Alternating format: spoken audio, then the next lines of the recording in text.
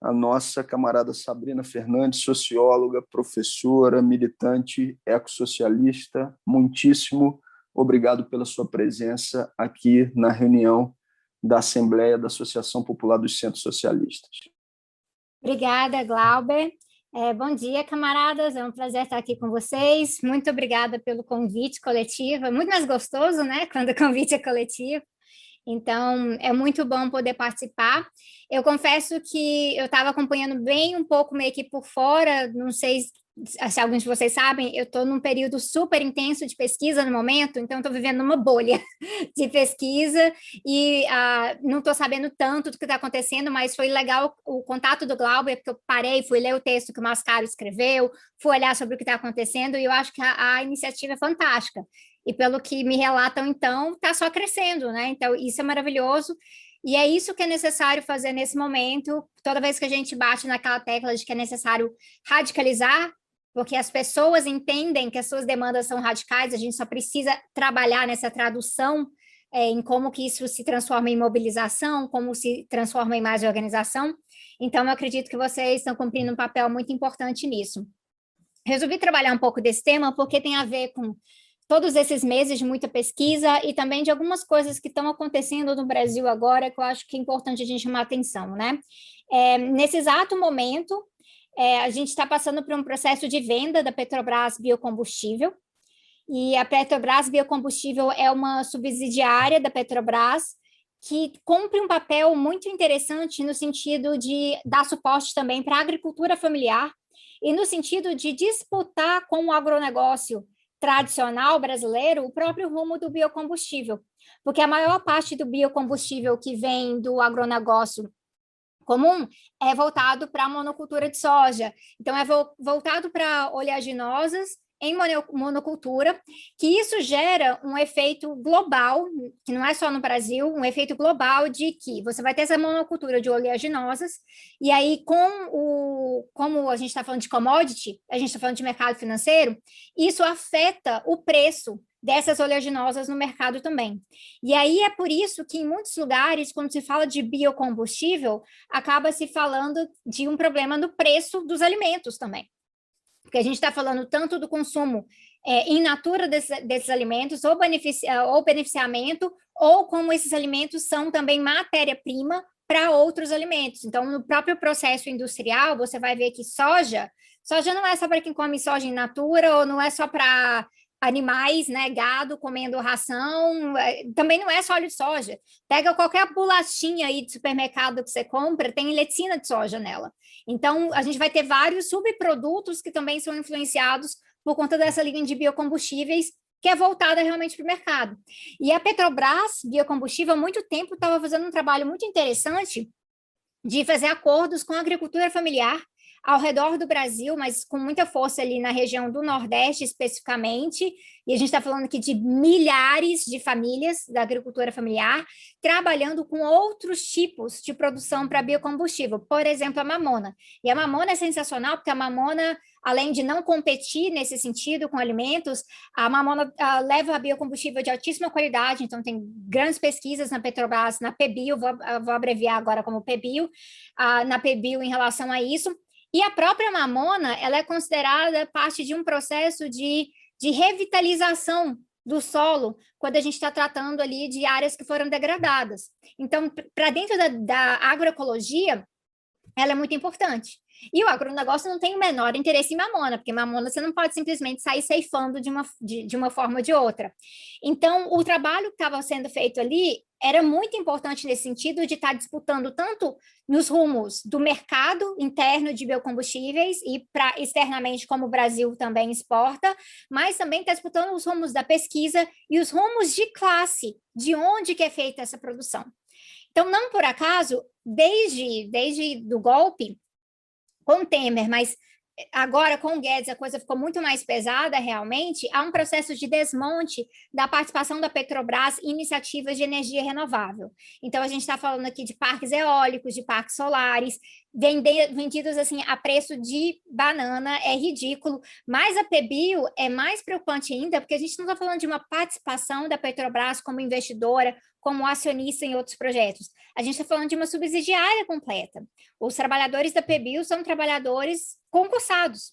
E neste processo de venda agora, eles tiveram 2 semanas em greve, agora está numa segunda fase de negociação, principalmente porque a ideia da gestão da Petrobras no momento é de vamos vender os trabalhadores juntos. Então, eles não são incorporados de volta ao corpo da Petrobras como concursados. Eles são totalmente rifados, então toda aquela estabilidade de emprego que estava dada, ela é perdida, e aí eles são levados ali. Então, todo aquele conhecimento acumulado desses trabalhadores vai ser desperdiçado dentro de uma biocombustível nova, privatizada, porque o próprio Diese já fez estudos mostrando que no Brasil estão sim criando empregos verdes. Então, nessas áreas são consideradas renováveis, mas geralmente são empregos ruins, porque são empregos que não têm tanta estabilidade, são empregos que não remuneram exatamente de acordo com a qualificação desses trabalhadores,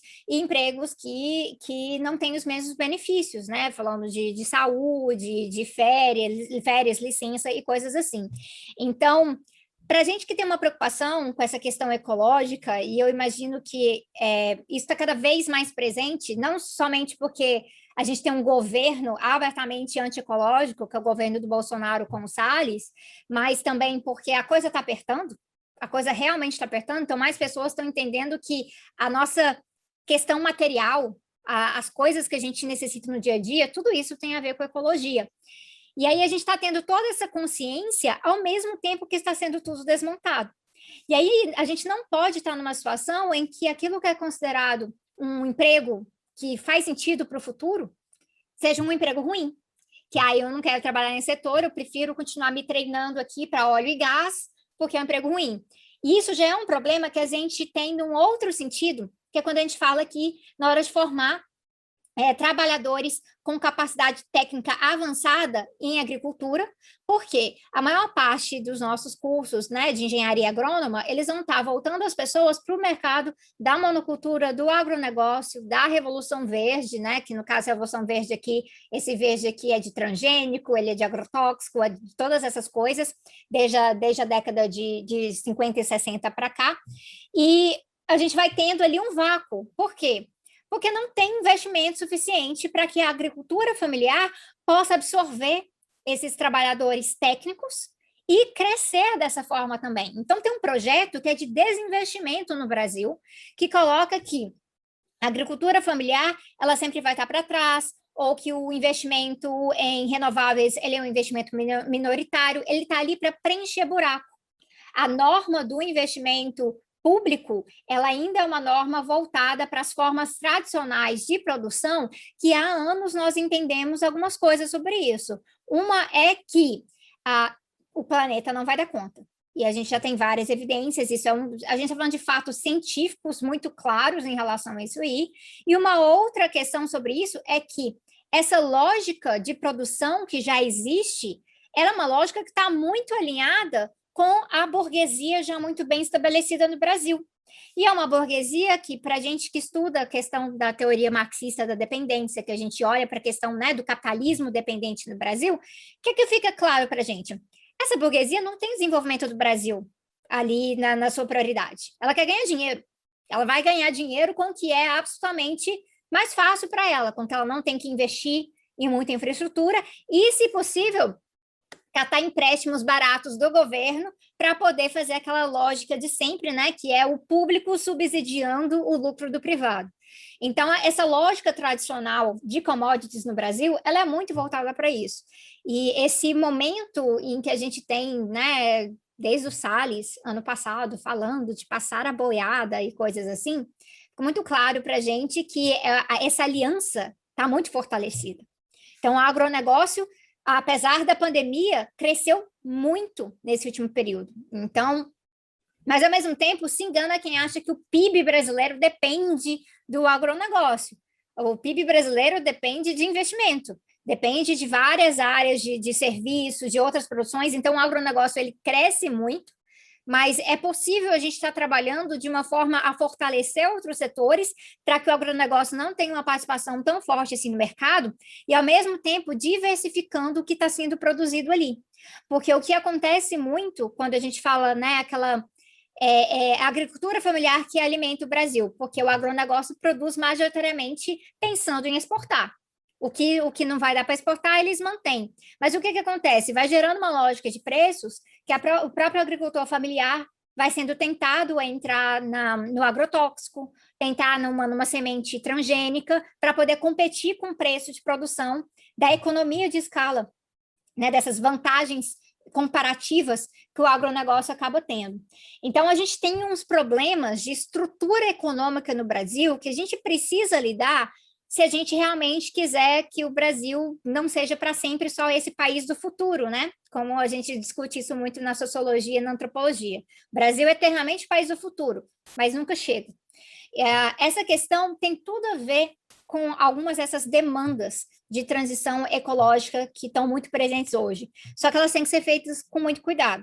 Porque uma coisa que também está acontecendo no momento é que desde janeiro tem uma discussão muito forte sobre um super ciclo de commodities que está vindo por aí.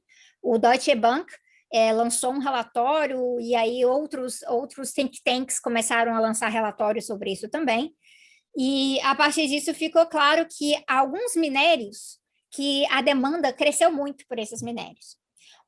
A grande estrela dessa história inteira é o cobre, mas tem aí níquel, tem cobalto, tem lítio, tem também minérios que a gente chama, né, de minérios mais raros, mas o que isso significa é que essa demanda não está crescendo nada. Ela está crescendo porque em alguns países, principalmente no norte global, nos países ricos, tem toda uma discussão sobre acordo verde, famoso Green New Deal. Então, tem isso nos Estados Unidos e tem isso na Europa também. E olhando para esses dois casos, tanto do Acordo Verde da União Europeia, que é o que eu estou estudando mais a fundo aqui agora, e o Acordo Verde, que foi proposto pela Alexandria Ocasio-Cortez nos Estados Unidos, e agora o Biden está fazendo aquela coisa de cata um pedacinho aqui, o que me interessa, né, eu pego e coloco, porque é o Biden, né? O Biden é um governo de direita, mas ele não quer ser negacionista no estilo do Trump. Então, é muito mais sobre conciliar as coisas. Eles estão catando essas coisas, e algo que, assim, gritante, de ridículo nesses projetos, é que eles tratam como se tudo isso fosse assim, então nós vamos promover uma grande transição de renováveis aqui, então a gente vai abrir mão do carvão, e aí a gente vai introduzir muitos parques solares e eólicos e tudo mais, e não se discute o impacto de onde está tendo a extração desses minérios, um impacto socioeconômico e um impacto ambiental. E não se discute como que os outros países de onde esses minérios estão sendo extraídos ficam nessa coisa da transição. Porque na ideia de muitos deles é o seguinte, vamos pegar esses minérios para promover a nossa transição e eles que se virem por lá. Há alguns debates globais sobre fundos verdes para auxiliar com a transição. Eu digo para vocês com toda certeza, esses fundos nunca funcionaram muito bem, porque eles são fundos que não são autogestionados. Então, são voluntários, os países ricos, eles voluntariam certos valores, e a partir disso aí, esses valores são lançados em forma de editais para projetos muito específicos. E aí isso dificulta um país como o Brasil, que tem muito potencial de mineração e tem muito potencial de estar produzindo solar, eólica, de estar, inclusive, trazendo maior autonomia nesses setores, ele vai ficando para trás, porque a gente vai ficando nessa ideia de que estamos aqui para produzir esses minérios para os outros lugares, seja via uma forma mais tradicional, né, de extração, e aqui eu vou incluir a América Latina no geral. Por exemplo, na Bolívia, há uma disputa muito forte entre são as mineradoras estrangeiras, que estão presentes, e mineradoras cooperadas, que seriam nacionais e no sentido de cooperativas. Mas a lógica ali de produção intensa é mais ou menos a mesma. Tanto que existem muitos estudos que apresentam grandes riscos de acidentes nas mineradoras cooperadas, porque não há o mesmo nível de infraestrutura, mas para competir eles têm que minerar com alta intensidade, isso coloca os próprios mineradores cooperados em risco. Então, a gente está falando aqui de um punhado de contradições nesse momento. E aí isso coloca algumas coisas em pauta para a gente pensar. Uma é que nossa discussão de soberania, ela é uma discussão que ela tem que ser pautada de acordo com o que é disponível e desejado. Soberania não é simplesmente nós temos aqui o controle e a autonomia diante desses recursos. A gente tem que pensar o que a gente faz com isso. Por que eu digo isso? Temos pré-sal, a gente não quer que o pré-sal seja todo vendido, a gente não quer ficar numa linha, né, de simplesmente ficar rifado dependendo de um royaltyzinho aqui e ali, enquanto essas empresas estrangeiras vêm e tomam pré-sal. Então, a nossa pauta anti-privatização, ela passa por isso também, impedir essas concessões, impedir a privatização de postos e coisas assim. Mas, para além disso, há muito tempo se fala muito dessa questão de 100 anos de pré-sal. Então, temos 100 anos de pré-sal, e aí tem uma notícia muito ruim para dar, a gente não tem 100 anos de pré-sal.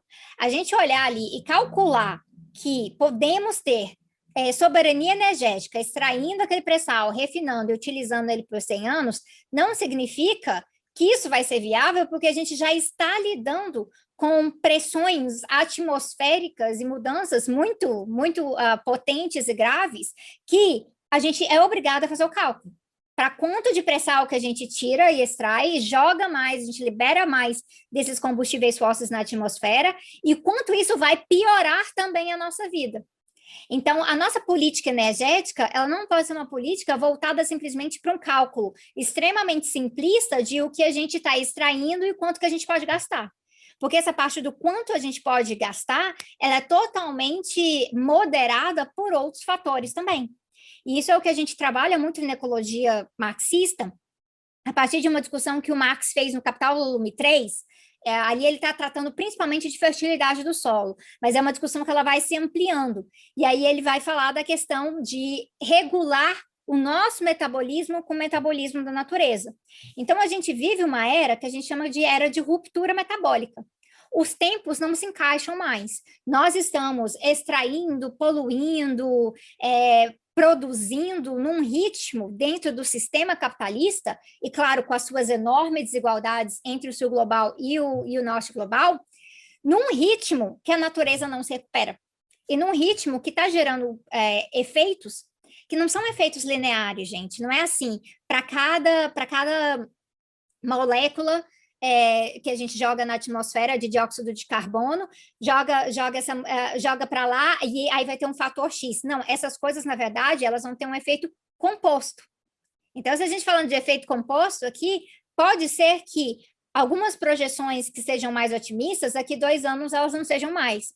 E é por isso que o painel intergovernamental de ciência sobre o clima, né, o IPCC, o tempo inteiro ele está reformulando a sua revisão de literatura ali sobre os dados, e toda vez que tem uma reformulação, a reformulação é para pior. Então, isso é algo para ficar muito claro. E como a reformulação é para pior, algo que a gente pensa é assim, esta década em que a gente está, ela é essencial. E a gente está no momento dessa década que estamos lidando com o sufoco da pandemia, com desemprego, né, com uma crise sanitária, mas a crise ecológica, ela não somente não deixou de existir, mas ela também é o pano de fundo de tudo isso que está acontecendo aqui.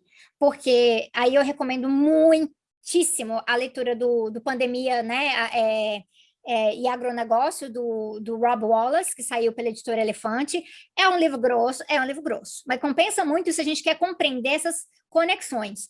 E ele fez uma participação com a gente no lançamento do Fórum Popular da Natureza 1 ano atrás, e isso está no YouTube do Fórum Popular da Natureza, então eu falei junto com o Rob na época.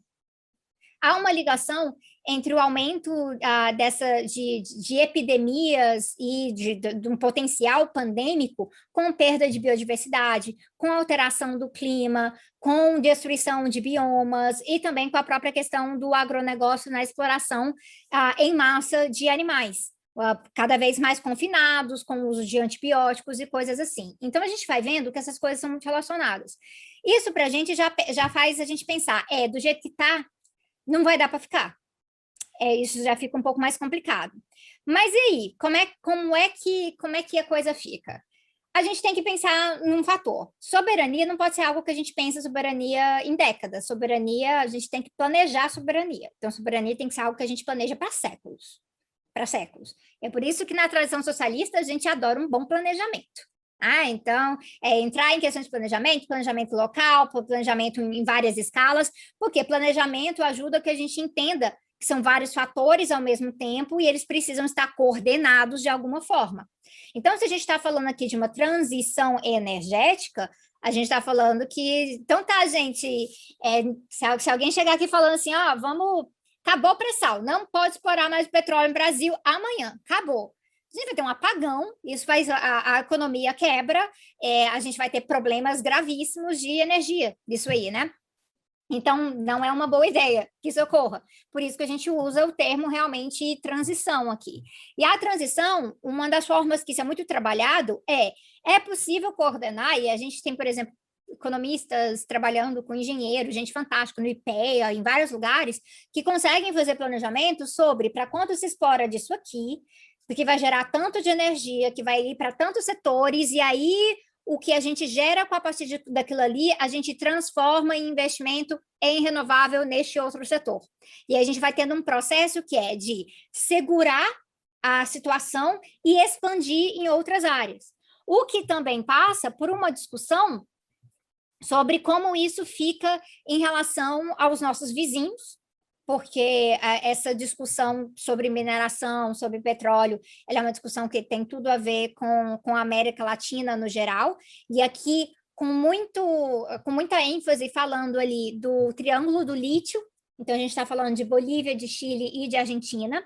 Lembrando que o lítio da Bolívia não é um lítio top, ele é um lítio de mais difícil extração, ele é um lítio que está, inclusive, numa área de proteção ambiental, então torna a situação muito mais complicada. O que significa um lítio em área de proteção ambiental?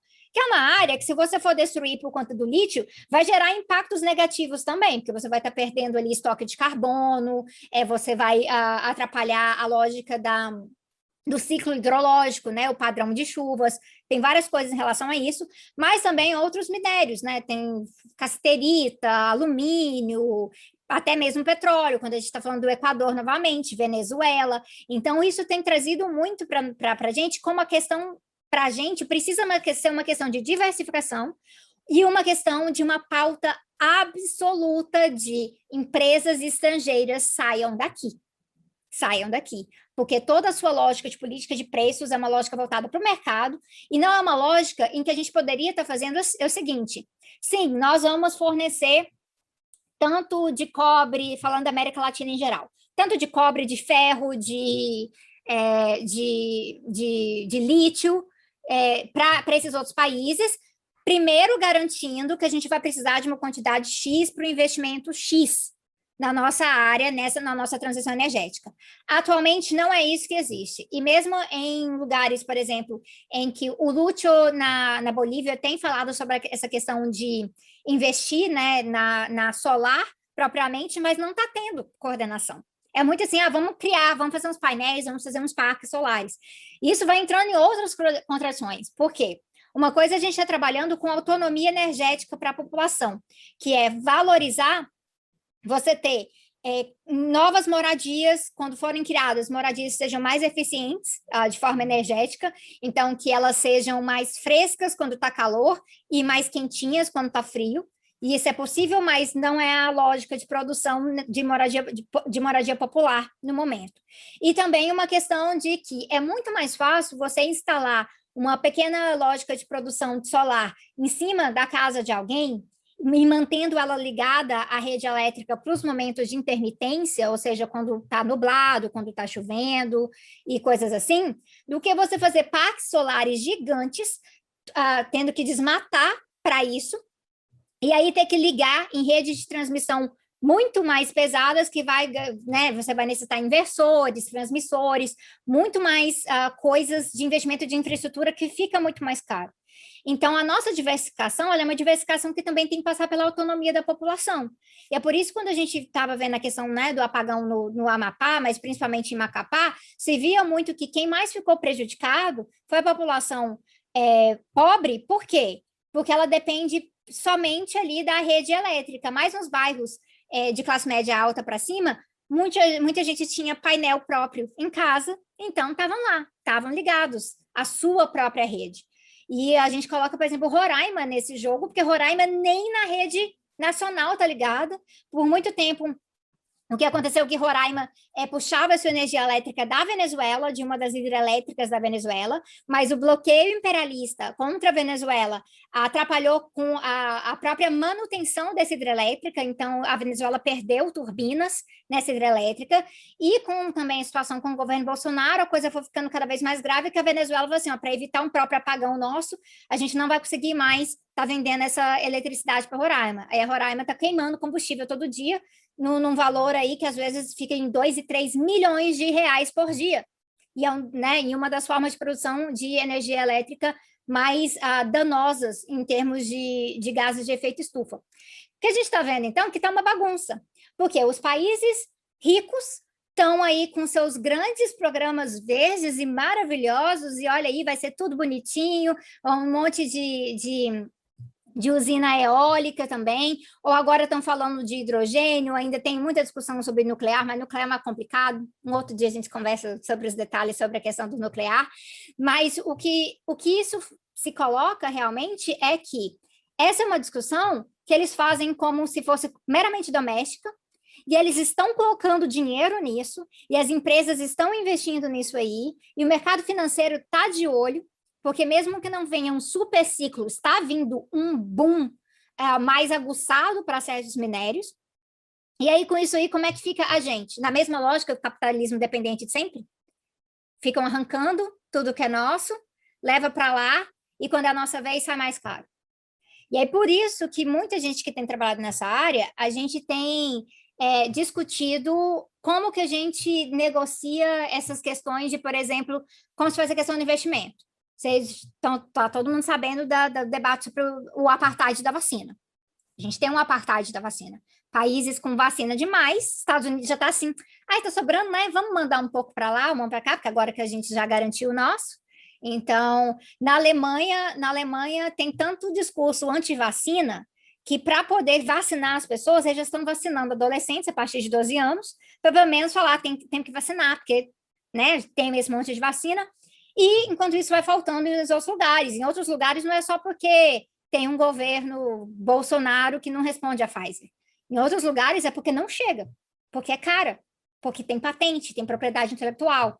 Então, um dos debates que a gente tem tomado é tanto essa discussão na Organização Mundial do Comércio em relação à propriedade intelectual para a vacina de Covid, a gente está pautando essa discussão também sobre propriedade intelectual de tecnologia verde.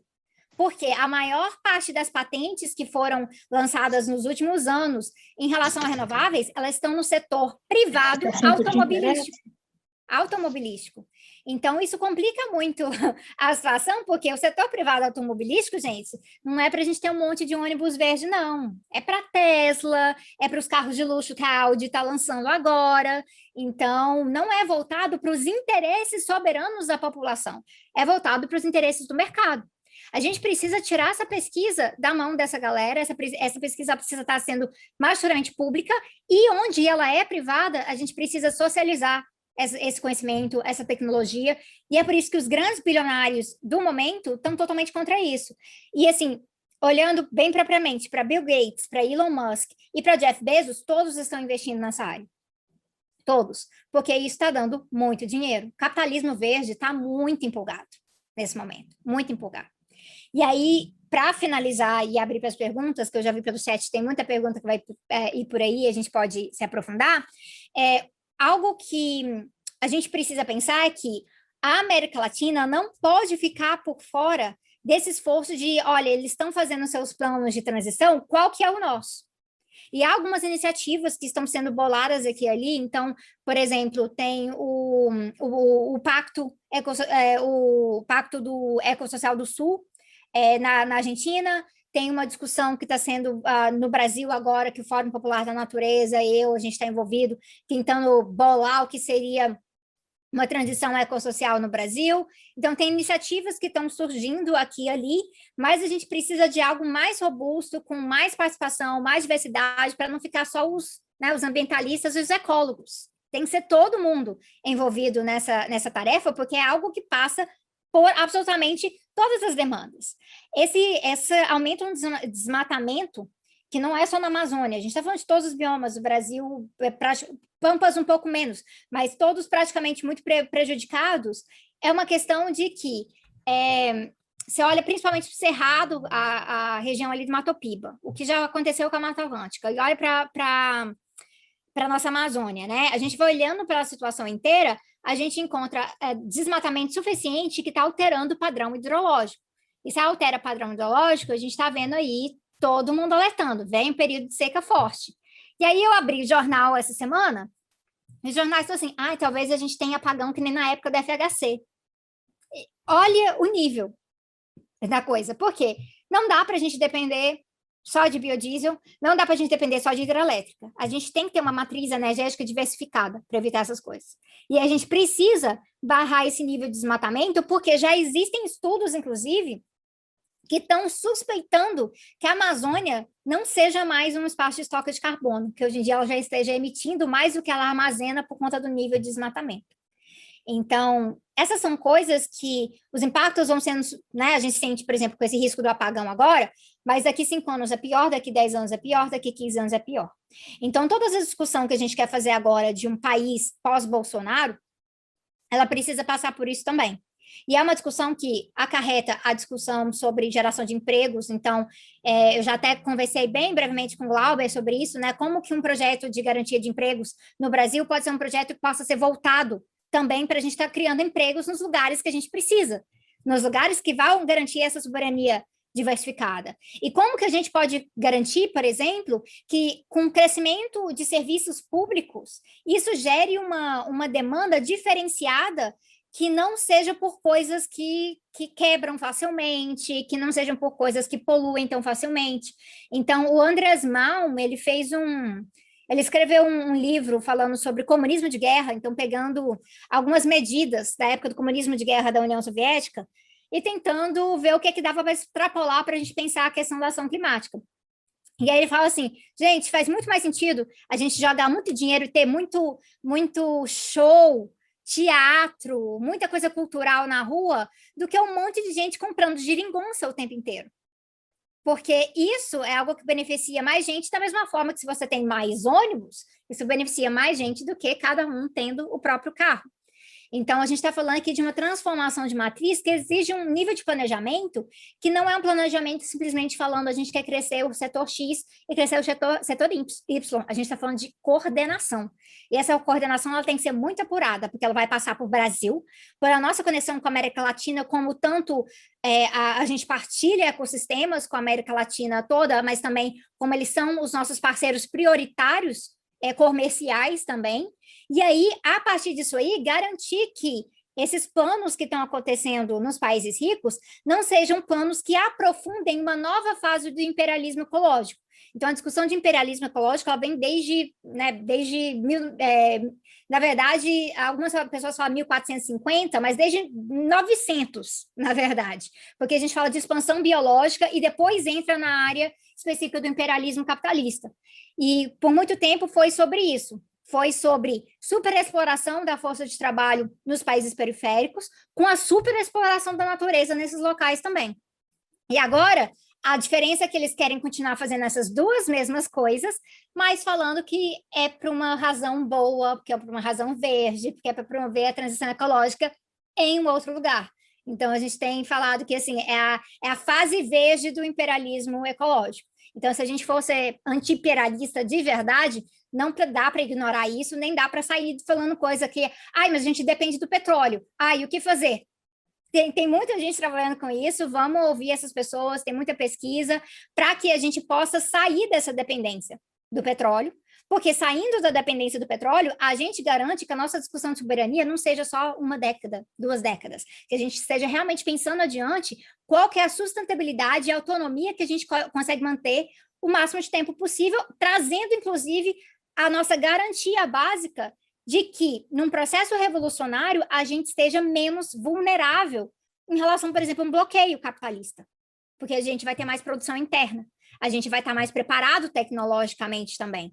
que é algo que hoje está sendo discutido na Venezuela, porque muito do que é, né, como a Venezuela é prejudicada pelo bloqueio, é justamente por como o petróleo é tão central na matriz energética e na matriz econômica, isso fica muito prejudicado realmente.